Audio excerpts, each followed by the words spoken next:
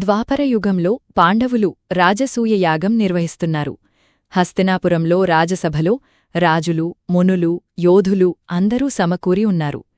యజ్ఞంలో అగ్రతాంబూలం అంటే గౌరవపూర్వకంగా మొదటి సత్కారం శ్రీకృష్ణుడికివ్వాలని యుధిష్ఠిరుడు నిర్ణయిస్తాడు.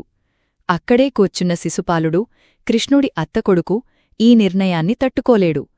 గర్వం, అసూయతో వాదనకు దిగుతాడు. శిశుపాలుడు కృష్ణుడిని తూలనాడుతూ మాట్లాడతాడు. ఇది అతని 100వ తప్పు. మునుపు కృష్ణుడు అతనికి నువ్వు 100 తప్పులు చేసినా క్షమిస్తాను అని హామీ ఇచ్చాడు. కాని ఇప్పుడు ఆ పరిమితి పూర్తయింది.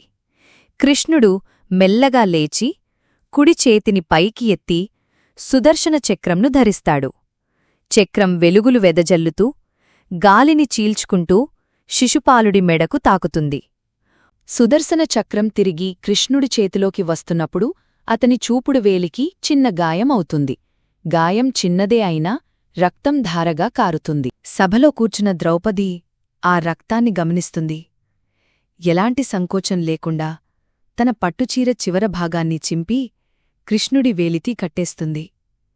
ఆ క్షణంలో కృష్ణుడు ఆప్యాయంగా చిరునవ్వుతో ద్రౌపదిని చూస్తూ చెబుతాడు, నీకు కష్టకాలం వస్తే నేను నీకు అండగా ఉంటాను. కాలం గడుస్తుంది. కురుక్షేత్ర యుద్ధానికి ముందు కౌరవ సభలో ద్రౌపదిని అవమానించడానికి దుశ్శాసనుడు ఆమె చీర లాగుతాడు. సభలో ఎంతటి వీరులు ఉన్నానూ ద్రౌపదిని కాపాడటానికి ఎవరూ ముందుకురారు.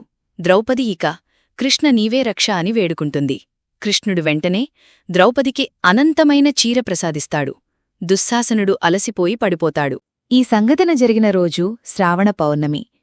ఆ రోజు ద్రౌపది కట్టిన ఆ చీరముక్కకు గుర్తుగా సోదరుడు తన సోదరిని ఎప్పటికీ రక్షిస్తాననే ప్రతిజ్ఞ చేస్తాడు.